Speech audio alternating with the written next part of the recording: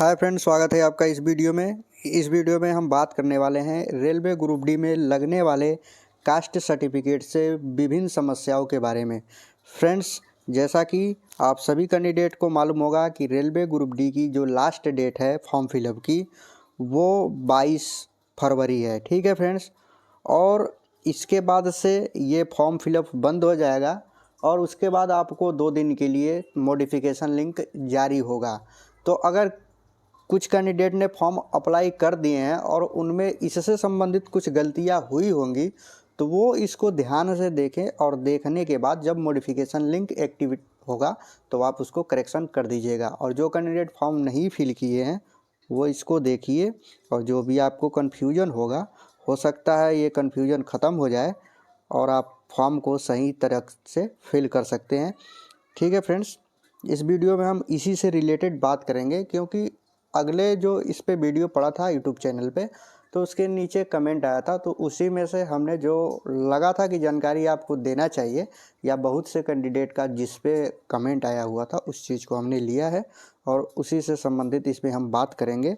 बता देते हैं कि क्या क्या चीज़ें हैं और उस पर एक एक करके हम बात करने वाले हैं। देखिए फ्रेंड्स, पहला जो है, रेलवे फॉर्मेट में जाति प्रमाण पत्र जो है लगाना ज़रूरी है या नहीं, ये भी बहुत से कैंडिडेट का प्रश्न है, हम इस पे बात करेंगे। अगला जो बात करने वाले हैं, अगर गलत जाति प्रमाण पत्र लग गया है तो क्या होगा, इस पे भी बात करेंगे। आप इसमें अच्छे से बने रहिए और सारी बातों को अच्छे से सुनिए, फिर आपका कन्फ्यूजन दूर हो जाएगा। ओबीसी जाति प्रमाण पत्र कौन सा लगेगा, सीएल या एनसीएल, यानी कि क्रीमी लेयर लगेगा कि नॉन क्रीमी लेयर लगेगा। ठीक है फ्रेंड्स, अगला बात करते हैं एससी एसटी जाति प्रमाण पत्र कौन सा लगेगा, स्टेट या सेंट्रल, इस पे हम बात करने वाले हैं। अगला जो बात करने वाले हैं, अगर फॉर्म भरते समय गलत कैटेगरी सेलेक्ट कर लिया है तो क्या करें, इसका क्या उपाय है, कैसे हम इस चीज़ से बच सकते हैं। ठीक है फ्रेंड्स, इस पे हम बात करने वाले हैं। अगला है जाति प्रमाण पत्र जो है वो कितना पुराना लग सकता है, इस पे बात करने वाले हैं। बहुत से कैंडिडेट का इससे संबंधित भी प्रश्न है।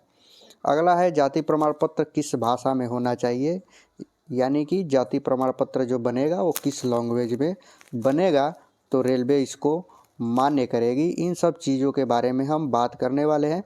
साथ ही फ्रेंड्स, आप हमारे चैनल पर नए हैं तो प्लीज़ हमारे चैनल को सब्सक्राइब कर दीजिए, क्योंकि आपके सब्सक्राइब से, शेयर से हमें मोटिवेशन मिलता है और हम आपको इससे संबंधित वीडियो लाते रहते हैं ताकि आपको भी इसका लाभ मिले। इसके लिए आपको सिर्फ यही करना है कि चैनल को सब्सक्राइब कर दीजिए और वीडियो को अपने दोस्तों के साथ शेयर करिए। हाँ, ये वीडियो उन्हीं दोस्तों के साथ शेयर करिए जो तैयारी में लगे हैं, फॉर्म फिलअप करने वाले हैं। बाकी किसी के साथ शेयर नहीं करेंगे तो भी कोई बात नहीं है, लेकिन जो तैयारी में लगे हैं, फॉर्म फिलअप करने वाले हैं, उनके साथ करेंगे तो शायद उनको भी लाभ मिलेगा। चलिए, ज़्यादा समय न लेते हुए हम एक एक करके बात करेंगे। ठीक है फ्रेंड्स, हम पहले इस पे बात करते हैं कि अगर आप फॉर्म भरते समय गलत जो कैटेगरी है वो सिलेक्ट कर लिए हैं तो क्या करना चाहिए। देखिए फ्रेंड्स, जो कैंडिडेट हैं वो अलग अलग कम्युनिटी से आते हैं।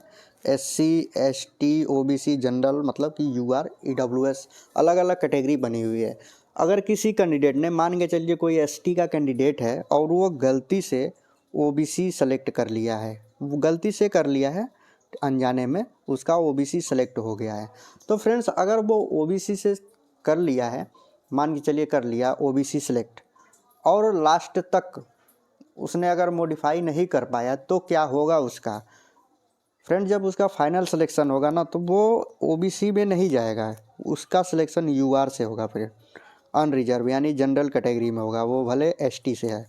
अब इस स्थिति में उसको करना क्या चाहिए ना, कि वो अपने कास्ट सर्टिफिकेट जो भी हैं उसको बनवा के रखे, और अभी जब 2 दिन के लिए आप देखेंगे कि मॉडिफिकेशन लिंक चालू होगा, ठीक है फ्रेंड्स, उस समय वो अपने कैटेगरी को चेंज कर सकता है। इसमें बस वही चीज़ें नहीं चेंज होती है जो अकाउंट बनाते समय भरा जाता है, जैसे आपका नाम, पिता का नाम, date of birth, mobile number वगैरह जो चीज़ें होती हैं ना फ्रेंड्स, ये नहीं बदली जा सकती। बाकी कैटेगरी को आप चेंज कर सकते हैं।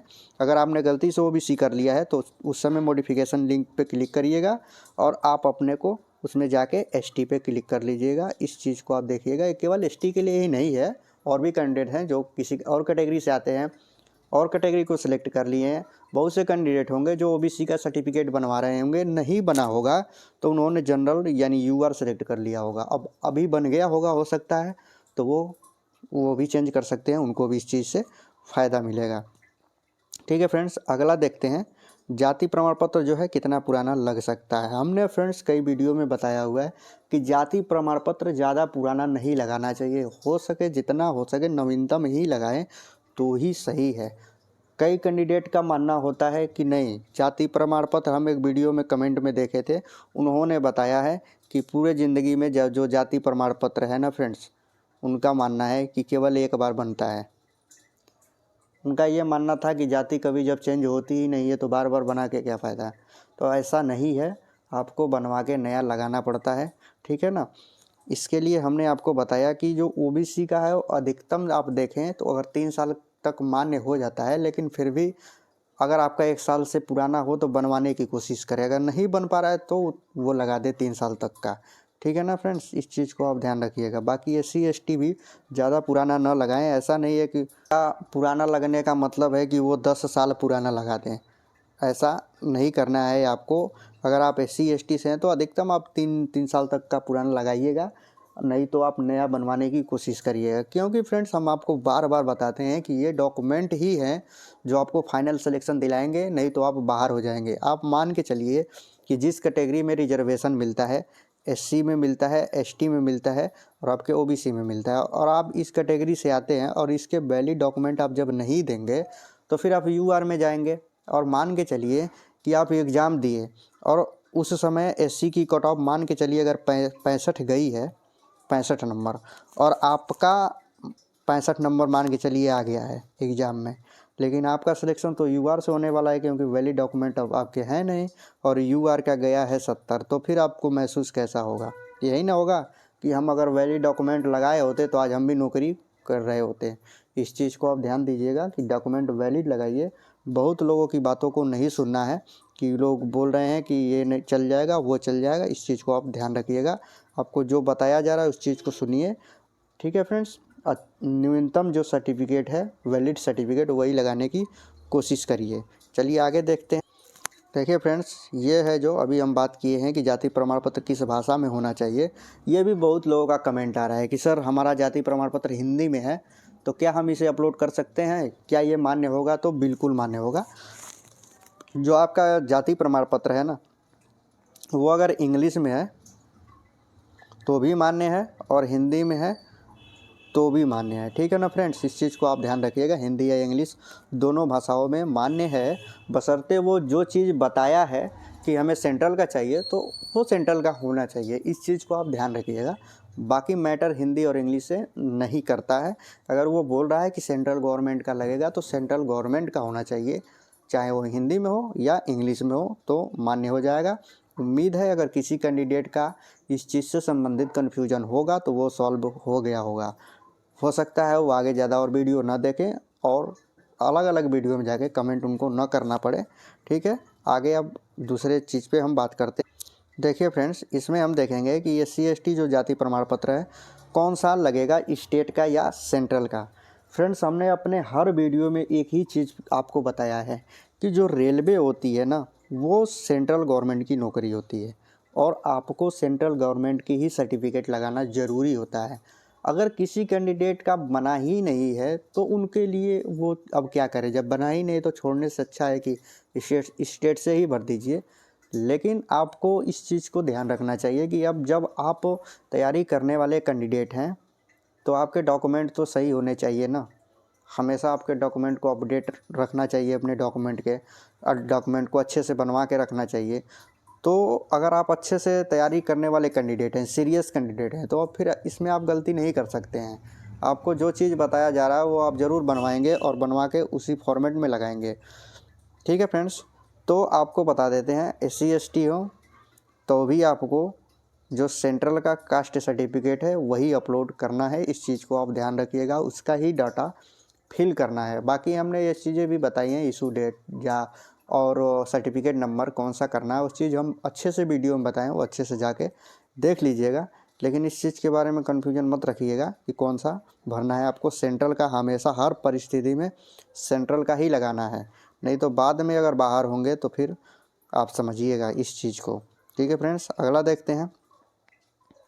ओबीसी जाति प्रमाण पत्र कौन सा लगेगा, सीएल या एनसीएल? सीएल को क्रीमी लेयर और एनसीएल को नॉन क्रीमी लेयर कहते हैं।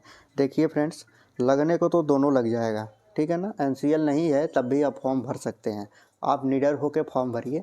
आप ओबीसी कैटेगरी से आते हैं और एनसीएल सर्टिफिकेट नहीं बना है तो भी फॉर्म भरिए, कोई दिक्कत नहीं है। हाँ, दिक्कत एक चीज़ की आएगी कि जो छूट मिलती है ना 27% का आरक्षण, आप जानते हैं ओबीसी को मिलता है, वो फ्रेंड्स रेलवे यानी सेंट्रल गवर्नमेंट की नौकरी में इन्हीं को दिया जाता है, एनसीएल वालों को। सीएल वालों को नहीं मिलता है। तो आप जब ओबीसी कम्युनिटी से आते हैं तो आप क्यों नहीं कोशिश करेंगे कि हमारा सर्टिफिकेट जो है एनसीएल बने, हमें भी इस छूट का फ़ायदा मिले। ठीक है, तो लगने को तो दोनों लग जाएगा, लेकिन अगर आप एनसीएल बनाते हैं तो उसका आपको फ़ायदा मिलने वाला है। ठीक है ना फ्रेंड्स, इसलिए एनसीएल पे जोर दिया जाता है कि एनसीएल बनवाइए। अगर एनसीएल नहीं है तो आप ओबीसी सेलेक्ट करें या यूआर सेलेक्ट करें, कोई दिक्कत नहीं है। उम्मीद है ये चीज़ें आपको समझ में आ गई होगी। तो जो भी कैंडिडेट फॉर्म अभी भरे नहीं हैं तो वो कोशिश करिएगा कि एनसीएल सर्टिफिकेट ही आपका बने, क्योंकि जो सेंट्रल गवर्नमेंट है, रेलवे है, ये आपके एनसीएल सर्टिफिकेट पे ही आपको छूट देगी। और ये भी जो है वो आपका 1 साल से पुराना लगभग नहीं होना चाहिए। और हमने बताया कि किन परिस्थितियों में 3 साल तक का हो सकता है। अगर नहीं बन पा रहा है तो 3 साल तक का होगा तो लगा दीजिएगा, लेकिन 3 साल से पुराना आपका नहीं हो। और कोशिश यही करिएगा कि भरसक 1 साल पुराना रहे तो चल जाएगा। ठीक है, बाकी हम फॉर्मेट के बारे में भी बात करेंगे, आप इस चीज़ को भी ध्यान दीजिएगा। अगला है, अगर गलत जाति प्रमाण पत्र लग गया है तो क्या होगा। ठीक है फ्रेंड्स, इसमें हम देखेंगे गलत जाति प्रमाण पत्र लगने की स्थिति में गलत हो कैसे जाता है, यानी क्या चीज़ है जो गलत है। मेरे कहने का मतलब है, यदि आपने गलत कैटेगरी सेलेक्ट कर लिया हो तो गलत हो सकता है, या आपने कैटेगरी सही ही सेलेक्ट किया है, यानी आप ओबीसी हैं और ओबीसी ही सेलेक्ट किए हैं, लेकिन आपके डॉक्यूमेंट जो है वैलिड नहीं है, तो उस स्थिति में आपको चाहिए कि इसको बनवा के और मॉडिफिकेशन लिंक जब एक्टिव होगा उस समय मॉडिफाई कर ले। ध्यान रखिएगा कि अगर आपने फॉर्म भर दिया है और उसके बाद आप सोच रहे हैं कास्ट सर्टिफिकेट बनवा के लगा दें, तो आपके कास्ट सर्टिफिकेट की जो वैलिड जो दिन होगा ना, जारी दिनांक, वो 22 फरवरी से बाद का नहीं होना चाहिए, यानी 23 फरवरी का नहीं बना होना चाहिए। इस चीज़ को आप ध्यान रखिएगा, या नहीं कि 23 फरवरी को बना के बाद में मॉडिफिकेशन लिंक में लगा दें। इस चीज़ को ध्यान रखिएगा, ऐसा नहीं करना है। 22 फरवरी तक का रहेगा तो बाद में मॉडिफिकेशन आप करवा के इस चीज़ को चेंज कर सकते हैं। और अगर ये गलत सर्टिफिकेट नहीं चेंज हो पाया तो आप एग्ज़ाम से बाहर नहीं होने वाले हैं।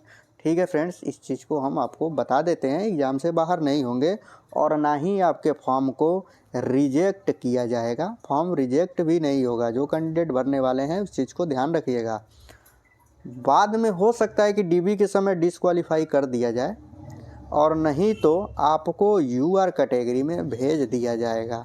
और आप समझ सकते हैं कि यूआर कैटेगरी और आपकी कैटेगरी में लगभग कुछ अंक का अंतर तो रहता ही है, जिससे अगर उतना नंबर नहीं आया तो आप वंचित रह जाएंगे इस नौकरी से। तो इस चीज़ को ध्यान में रखते हुए आप देखिएगा कि डॉक्यूमेंट यानी कि जो जाति प्रमाण पत्र है वो गलत न लगे, यानी कि गलत जो उसका जारी दिनांक है ज़्यादा पीछे का नहीं होना चाहिए, और बाकी हमारी कैटेगरी जो हो वो गलत सेलेक्ट ना हो। इस चीज़ को आप ध्यान रखिएगा। अगला है, रेलवे फॉर्मेट में जाति प्रमाण पत्र लगाना ज़रूरी है कि नहीं। देखिए फ्रेंड्स, रेलवे फॉर्मेट में जाति प्रमाण पत्र लगाना अगर हम बात करें तो ऐसा नहीं है कि वो बहुत ज़रूरी है। ठीक है, अगर आपके पास बना हुआ है तो लगाइए, नहीं बना हुआ है तो आपके पास सेंट्रल का तो होना चाहिए। सेंट्रल का बहुत लोग सोचते हैं कि हमारे पास सेंट्रल का बन गया है और जो रेलवे फॉर्मेट वाला है उसको भी भर के बनाएंगे तभी वैलिड होगा, ऐसा नहीं है। आप ओबीसी SC ST जो भी आते हैं सेंट्रल का होना चाहिए, गवर्नमेंट ऑफ इंडिया का होना चाहिए कास्ट सर्टिफिकेट, उसको लगा के फॉर्म भर दीजिए। बाकी आप डीबी के समय जो फॉर्मेट है उसको बना के दे दीजिएगा। लेकिन ऐसा ना करिएगा कि आप स्टेट का लगा के और भर दीजिएगा और सोचिएगा कि उस समय फॉर्मेट पे बना के दे देंगे, तो माने नहीं होगा, तो गलत हो जाएगा। सेंट्रल का बनवाइए, वो फॉर्मेट में हो ना हो, सेंट्रल का होना चाहिए, गवर्नमेंट ऑफ इंडिया होना चाहिए उस पर, वो तो मान्य हो जाएगा। बाद में फॉर्मेट लग सकता है, हो सकता है ये चीज़ें आपको समझ में आ गई होगी। बाकी इस वीडियो में जो भी इम्पोर्टेंट चीज़ें थी वो हमने आपको बता दिया है। अगर आपको अब भी कुछ कन्फ्यूजन है तो इस वीडियो में आप कमेंट करिएगा। बाकी आपसे फिर से यही रिक्वेस्ट है कि आप हमारे चैनल पे नए हैं तो प्लीज़ चैनल को सब्सक्राइब कर लीजिए और वीडियो को अपने दोस्तों के साथ शेयर करिए। मिलते हैं अगले वीडियो में, तब तक के लिए धन्यवाद।